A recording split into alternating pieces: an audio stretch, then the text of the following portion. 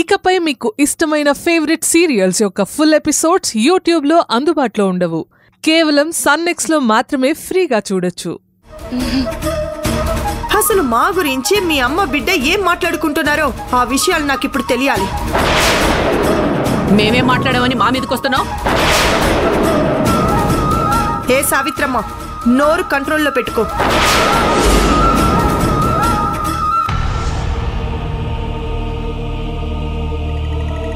ఏమైందను baby? మనం లేనప్పుడు వీళ్ళు మన గురించి ఏవో పిచ్చి పిచ్చి మాటలు మాట్లాడుతున్నారు కార్తిక్. అను బేబీ, ఏనుగు వెళ్తుంటే కుక్కలు మరుగుతుంటాయి అనుకో, ప్రాబ్లం ఉండదు. కుక్కలు గిక్కలు అన్నామంటే బాగోదు. మేమేం అనకపోయినా నీ భార్య వచ్చి మా మీద గయ్యాలాగా పడుతుంది. ఇక నువ్వేమో నోటికొచ్చినట్టు సామెతలు చెప్తున్నావు. అను బేబీ, వేళతో మనకెందుకు, నువ్వురా. ఇంకెంత 10 days. 10 daysలో చక్రం తిప్పుతా.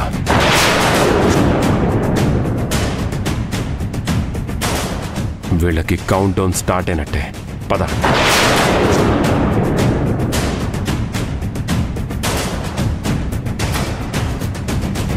కార్తిక్కి ఏం తెలుసుంటుంది?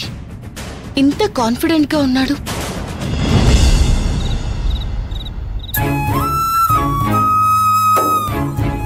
కార్తిక్లో అను మేడం అన్నట్టు ఓవర్ కాన్ఫిడెన్స్ కనిపిస్తుంది.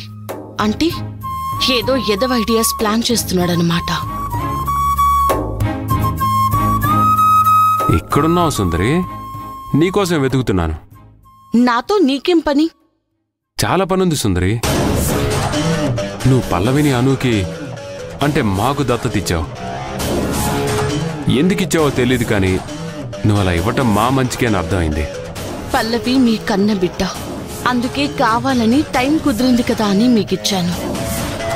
నేను చెప్పేది పూర్తిగా విన్నాక అప్పుడు నువ్వు ఆలోచించడం మొదలుపెట్టు. నువ్వు చెప్పబోయేది నేను వినక్కర్లేదు. దాని గురించి క్షణం ఆలోచించాల్సిన అవసరం నాకంతకన్నా లేదు. దేనికోసం నా దగ్గరకు వచ్చావో చెప్పాలనుకుంటే స్ట్రైట్ గా చెప్పే, అంతేకాని ఇలా సొల్లు కబుర్లు చెప్పాలని ప్రయత్నించకు. అడ్డే, నువ్వు మారో సుందరి. నన్నెప్పుడు అండర్ ఎస్టిమేట్ చేస్తావు, అదే నీ మైనస్. అదే నా ప్లస్. నీ గురించి గొప్పగా ఆలోచించాల్సిన అవసరమే లేదు. ఇప్పుడు ఆలోచిస్తావు. పాపను దత్తతిచ్చినట్టుగా రాసిచ్చావు. దాన్ని తీసుకొని లాయర్ దగ్గరికి వెళ్ళాం. ఇప్పుడు పాప మా పాపే. పాప పేరునే ఆస్తుంది. ఆస్తికి గార్డియన్గా దత్తతిచ్చినట్టుంది. ఈ ఆస్తి మొత్తానికి గార్డియన్గా మా పేరునుండాలని లాయర్తో చెప్పాం. ఇంకేం మార్పించుకోండి. నువ్వు గార్డియన్గా ఉండను, నేనే తప్పుకుంటున్నాను అన్నట్టుగా రాసివ్వాలంట. అప్పుడే ఆస్తికి గార్డియన్గా అను పేరు ఎక్కుతుందంట. పాపని సరిగ్గా చూసుకుంటారు, పాపకిక ఏ లోటు రాదు అని నాకు అనిపించినప్పుడు నేను రాసిస్తాను.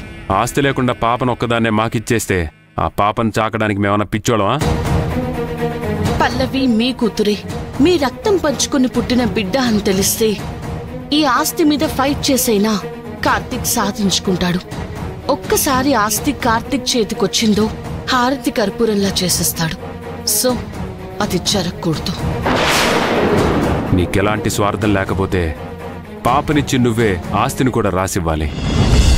వెంటనే నువ్వు రాసివ్వాలి సుందరి. బెదిరిస్తున్నావా కార్తిక్? బెదిరింపు ఇలా ఉండదు సుందరి, ఇంకోలా ఉంటుంది. ఇప్పుడు పాప మాదే, ఆస్తి కూడా మాదే కావాలి. నీ గురించి నాకు బాగా తెలుసు. ఆస్తి కోసం నువ్వు నా పరా అనే తేడా చూడవు. నీ కడ్డముచ్చిన వాళ్ళందర్నీ చంపేసి వెళ్లే రకానివి. Thank you. నా గురించి నీకు పూర్తిగా తెలుసు. ఈ లాయర్ కాదు, హైకోర్టుకి వెళ్తే అక్కడ కూడా కాదంటే సుప్రీంకోర్టుకి వెళ్తాను. ఆస్తికి గార్డియన్గా అను బేబీని ఉండేలా చేస్తాను. నీ కాన్ఫిడెంట్ లెవెల్స్ హై బీపీ పెరిగినట్టుగా పెరిగిపోతున్నాయి. కారణం ఏంటంటావు కార్తిక్? సుందరి, నువ్వేదో కుట్రతోనో కుతంత్రంతోనో ఆలోచించి పల్లవిని దత్తతిచ్చావు. ఇప్పుడు అది నీకు రివర్స్ అవ్వబోతుంది. పల్లవిని నువ్వు దత్తతిచ్చిందే ఆధారం చేసుకొని ఆస్తిని కూడా చేజిక్కించుకుంటాను. నువ్వు చేసిన దత్తతే నీకు రివర్స్ కాబోతోంది. నువ్వు ఒంటరి దానివి కాబోతున్నావు సుందరి. కానీ నాకు చిన్న డౌట్ ఉంది సుందరి. ఏంటది? మీ బంగారాజు బాబాయ్ ఇన్ని సంవత్సరాల నుండి పెంచినా నిన్ను దత్తత తీసుకోకుండా సడన్ గా అనుని ఎందుకు దత్తత తీసుకున్నాడంటావు? నాకు బాబాయ్ మీద వచ్చిన అనుమానమే కార్తీక్ వచ్చిందేంటి? నన్ను దత్తత తీసుకున్నా తీసుకోకపోయినా నేను బాబాయ్ కూతుర్ని. ఈ విషయం పక్కన పెట్టు. నేను నిన్నొకటి అడుగుతాను, నువ్వు నాకు సమాధానం చెప్పు. ఏమడుగుతావు అడుగు. నువ్వు మీ బంగారాజు బావని సూటిగా చూడ్డానికి భయపడే నువ్వు మీ బావతో అంత క్లోజ్ గా ఉంటున్నావు, రీజన్ ఏంటో? అను బంగారాజు కూతురు అనే విషయం నాకు తెలుసు కాబట్టి నేను బావతో క్లోజ్ గా ఉంటున్నాను. కొంపదీసి ఈ విషయం సుందరికి గాని తెలిసిందా ఏంటి? ఏం చెప్పాలి అని ఆలోచిస్తున్నావా? అదేం లేదు, సమాధానం చెప్పే తీరుతాను. చెప్పే సమయం రావాలి, తప్పకుండా చెప్తాను. కానీ అంతవరకు నువ్వు ఇక్కడ ఉండాలి కదా. జస్ట్ 1 వీక్ ఆర్ 10 days బట్టలు సర్దుకొని రెడీగా ఉంటావు. ఏంటెంత కాన్ఫిడెంట్ గా చెప్తున్నాడు, ఏం చూసుకొని ఎంతలా రెచ్చిపోతున్నాడు. హలో సుందరి, నీకు ఈ ఇంటికి రుణం తీరినట్టే. నీకు కౌంట్ డౌన్ స్టార్ట్ అయింది.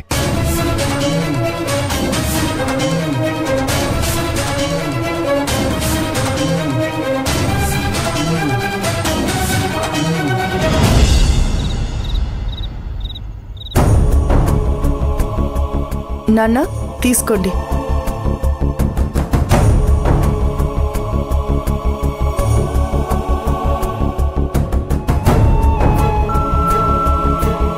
అమ్మాను, ఇంటి దగ్గర తులసివాడు ఎదురు చూస్తూ ఉంటారు. నేను బయలుదేరతాను. నా కూతురు ఇంట్లో ఒక రోజంతా ఉన్నాననే తృప్తి ఉందమ్మా. మీతో కొన్ని విషయాలు మాట్లాడాలి నాన్న. చాలా సంతోషం, చెప్పమ్మా. ఇంతకు ముందు నాకు చెప్పుకోవడానికి కార్తీక్ తప్పెవరూ లేరు. ఇప్పుడు మంచి అయినా చెడైనా చెప్పుకోవడానికి నాకు మా నాన్నున్నాడు. నాకు నాన్నున్నాడు అన్న ఫీలింగ్ తోనే కొండంత ధైర్యం వచ్చేస్తోంది. నేను బతుకున్నంత కాలం నీకు మీ నాన్నున్నాడనే ధైర్యంతో ఉండమ్మా. నాన్న, నేను కార్తీక్ మార్నింగ్ లాయర్ భారతి దగ్గరికి వెళ్ళాం. ఆమె దగ్గరికి ఎందుకు వెళ్ళారమ్మా?